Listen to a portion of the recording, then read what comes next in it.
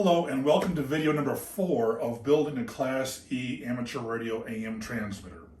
So in the first videos we talked about the signal source, which is a crystal oscillator, and that drives a phase splitter and duty cycle adjust board. And it's right over here. Let's just show you real quick just to remind you. Here's the crystal oscillator with a crystal. It drives the duty cycle adjust board, which outputs 2 square waves that are, the duty cycle is adjustable. We want around 40 to 45% duty cycle, and they are 180 degrees out of phase to drive the gates of the MOSFETs of the final amplifier. So that's going to be mounted right here on the side of the transmitter. This is the RF deck itself, this whole assembly, which I haven't started yet, really. But so I was at the metal store the other day, and I found these nice little, I don't even know what they're for, but the hole size was perfect for these little Chinese meters. So I decided to weld up a bracket, so I'm going to have be able to measure all the parameters of the transmitter. I've got driver voltage, drain voltage, and phase 1 and 2 current. So there we go. So today's video is about the power supply and the analog modulator with a current emergency overcurrent cutoff device. So I designed that part myself, and you really have to use overcurrent protection on Class E transmitters. Now you can have tube transmitters and solid state transmitters. Tube transmitters, they can handle a lot of abuse. You can make mistakes, you can overdrive them, they can have high standing wave ratios on the antenna, and they're going to survive. They may get a little red, but you know they'll be okay. Class E transmitter, solid state stuff, everything has to work perfectly. Now I have operated these transmitters with just flying by the seat of my pants, and that's it. And I've done that successfully for many hours. But I have blown them up on top of that. So it's better to save yourself the maintenance and just have an overcurrent limiting device. So that's what I've done. So let's go over to the bench here and I'll show you what I've got. This is the power supply itself. This has the power supply for the drain, which is fed by 240 volts on the primary, 45 volts on the secondary, and the other transformer is a 5 volt output for the negative peak limiter on the output. So here's the thing. With tube transmitters that you might buy on eBay, you can only modulate maybe up to 100%, and the fidelity isn't going to be that great. The fidelity is going to be awesome, and you have more talk power because you're able to modulate over 100%. I've gone up to in excess of 125%. And you can do that through a negative peak limiting circuit. It requires a power supply and some other things. The power supply is on this board, this deck, and the actual negative peak limiter is on the modulator deck itself, and we'll go over that in a few minutes. But first things first, let's go over the power supply. So on the front, you turn it on here, simple as that. It has a soft start circuit for the 45 volts, a little overkill, but you know, it's to limit the inrush of current when you're charging the capacitors. So this little antique meter here shows you the 5 volt power supply for the negative peak limiter. You switch over to the drain power supply. It's only showing 45 volts, but if you look on these 2 digital meters, it reads the actual digital readout for those 2 voltages. Unloaded, the 5 volt power supply for the negative peak limiter is sitting at 6.5 volts, and unloaded, the 45 volt power supply is sitting at 58. The analog meter doesn't go that high, so I just voltage divided that down so it wouldn't peg the needle. But it's just for a dummy check just to see if there's voltage. So when you key the transmitter, you're going to start drawing in excess, 10 amps or more, 10 amps. So that'll drag that 58 volts down to the normal 45 volts or a little lower possibly. So once the power supply comes on, you turn the soft start off, and you're ready to go. Well, that's that. So now the fun part. This is an analog modulator. And in the first video, I mentioned how everything has to be sequenced. So what you want to do is switch over your antenna relay from your receive to your transmitter. You want to turn on the drive going to the gate bus, basically. And then you want to turn on the drain power supply to get the RF going out to the antenna. And then you want to turn on your modulator. And when you go to receive, everything goes in reverse. So on the modulator deck, two of those functions are performed here. First, you have the drain, giving power to the drains, which turns your transmitter on.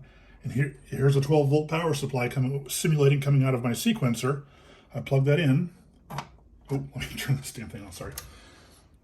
There, okay. Here we go. So you can hear the relay come on, it delivers power to the transmitter. Secondly, you would be turning on, after that, your modulator from your audio amplifier. So here's that. And this is all done through that electronic sequencer I mentioned in the first video.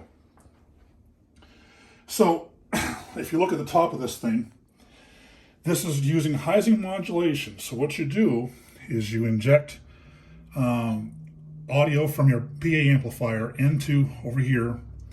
This relay controls that, and it's coupled onto the drain voltage via this large capacitor and these two chokes. The negative peak limiter, which allows you to go over 100% modulation, is right here. So that 5 volts gets set onto this thing right here. I added a little touch here. If you want to see if your negative peak limiter is activating, it's a nice little way to adjust your audio. So as you're talking normally into your microphone, you can adjust the volume on the PA amplifier to when this just starts peaking. Then you're at a comfortable level, 100% or a little over 100% modulation for a typical amateur radio receiver to appreciate your audio. You don't want to go into massive peaks because, anyway, that's another discussion, but most receivers are incapable of taking advantage of those positive peaks. So around a little over 100% modulation, when you start seeing this LED flashing, you're good. So the other parts of this whole menagerie over here is the current sense over current trip module I was talking about. So the drain power goes through here. This senses the current, and this is the part that I designed right here, which will turn this relay off if the RF deck draws too much power. Again, you don't want to blow things up. So to see if that circuit works, the only way to test the circuit is to do an overcurrent, condition on your transmitter, which you don't want to do, to see if this thing operates. So I decided to put it in a test circuit. So what this does over here, this potentiometer, well, let's hook this up so I can show you. It'll take me just a second here. So to change gears from the power supply test, we'll do the modulator deck test. So we'll move this one here. So what this meter is going to monitor is the actual voltage coming out of the current sense meter, this blue device right here. So I'll put that down here. And it starts off at 2.5 volts. So when the device is on, the output is 2.5 volts. This will rise in a linear function up to a little under 5 volts. So I'll just describe this in just a minute so it'll be clearer. Now this meter is going to measure the injected voltage going to the overcurrent trip